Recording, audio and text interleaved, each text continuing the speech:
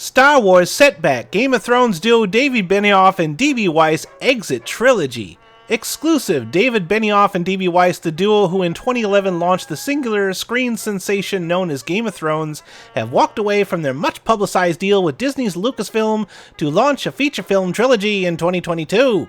Benioff and Weiss were supposed to usher in the post-Skywalker era of the Star Wars brand with a 2022 New Start story that would make out new frontier for the era-defining cinema brand created by George Lucas.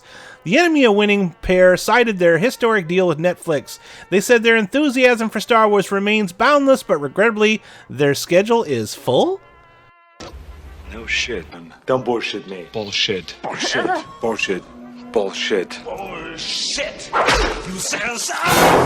It's all bullshit. Oh shit. Shit. Shit. Shit. Shit. Shit. Shit. We love Star Wars, the pair said in a statement to Deadline. When George Lucas built it, he built us too. Getting to talk about Star Wars with him and the current Star Wars team was the thrill of a lifetime, and we will always be indebted to a saga that changed everything. That 2022 release date made the Benioff-Weiss startup the next-in-line Star Wars installment, following his December's The Rise of Skywalker, the final chapter of the Skywalker family chronicles that have been captivating moviegoers since 1977. Lucasfilm President Kathleen Kennedy has plenty of other Star Wars projects in the hopper. The Rise of Skywalker on December 20th, The Mandalorian in 15 days on Disney+, and the ramping up of the Ewan McGregor series to name just 3, so it's unclear how much of a setback the now mixed trilogy represents. There's also no shortage of upcoming collaborations lined up, among them Rian Johnson and Kevin Feige. Kennedy didn't shut any doors in her send-off statement on Monday. David Benioff and Dan Weiss are incredible storytellers. We hope to include them in the journey forward when they are able to step away from their busy schedule to focus on Star Wars. Clearly, it's a big fizzle ending for the Firecracker Fuse headline from February 2018 when the deal was announced.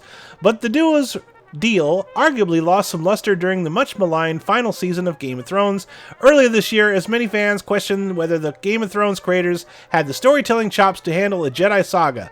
In the end, however, it appears that the tandem's deficiency was in time, not talent. In August, Deadline broke the news the Game of Thrones duo had signed a 9-figure deal with Netflix on Monday. The commitment was the only one that brought about the end of the Great Westeros experiment by Disney and Lucasfilm. There are only so many hours in a day, and we felt we could not do justice to both Star Wars and our Netflix projects, the Game of Thrones pair said in a statement to Deadline, so we are regretfully stepping away. Alrighty then.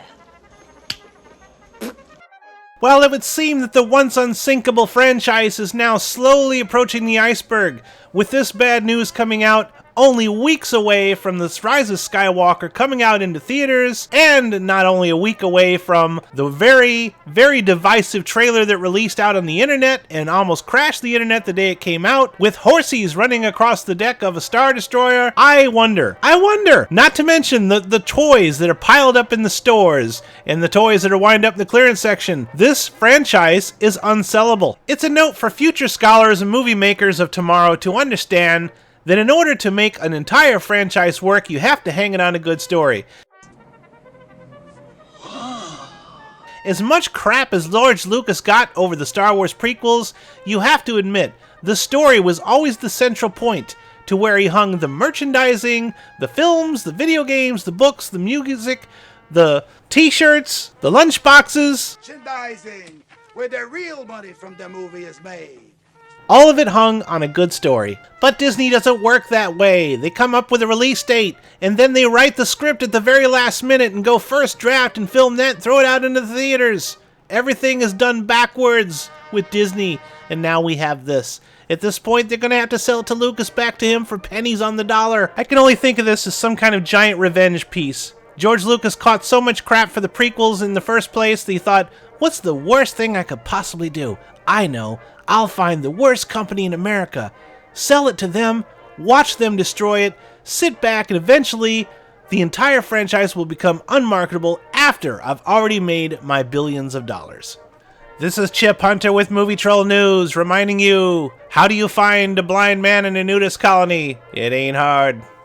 Like, share, subscribe, blah, blah, blah, blah, blah, blah.